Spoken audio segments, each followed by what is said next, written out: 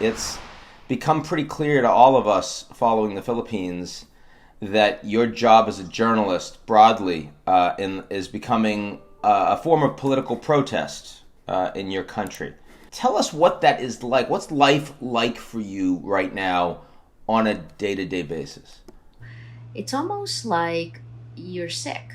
You're sick. Some days you wake up and you feel okay, and other days you wake up and it's not so good, and it doesn't go away, right? It doesn't go away. So this is a marathon, and I feel like I would like to just do the stories, even the way other journalists introduce me now, the critic of President Duterte. Those things made me uncomfortable because I didn't set out to be a critic. I set out to be exactly what I am, which is a journalist. But as time went on, the impunity in the drug war, the impunity that we looked at in the propaganda war, and then obviously the government not wanting us to do these stories, the weaponization of social media, followed by the weaponization of the law against us. And then when I was arrested, all of a sudden I was unshackled.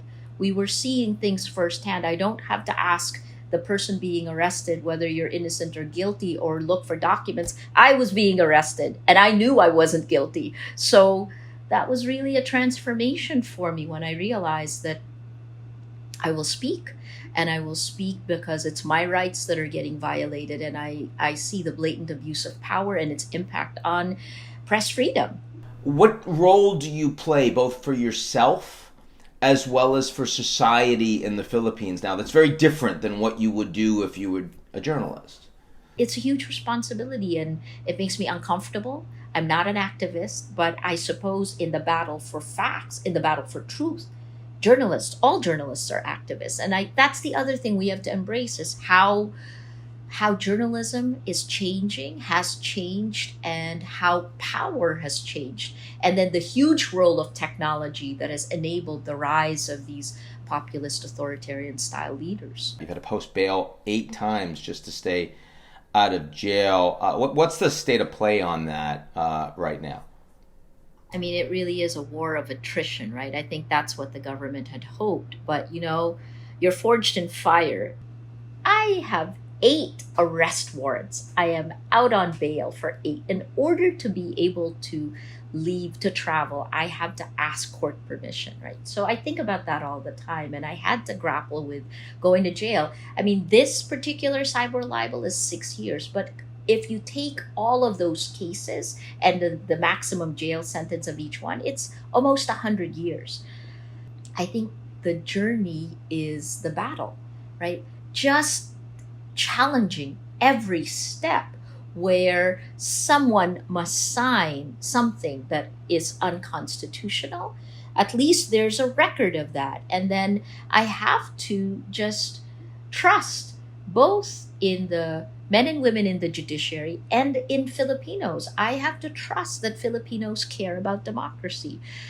I'd say this is true about the Duterte administration. It's managing on the 3 C's: corrupt, coerce, co-opt. And if you're neither of those, then you become a cautionary tale. I'm the cautionary tale for journalists. Are you surprised that they haven't actually just shut Rappler down? It seems important to President Duterte to have the veneer of rule of law.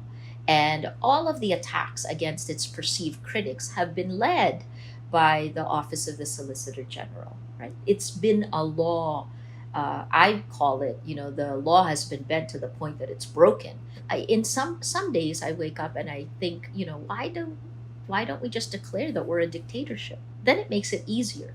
Then we don't have to pretend the Philippine Constitution, which is patterned after the U.S. with our Bill of Rights, then we don't have to pretend that these rights are there for every Filipino.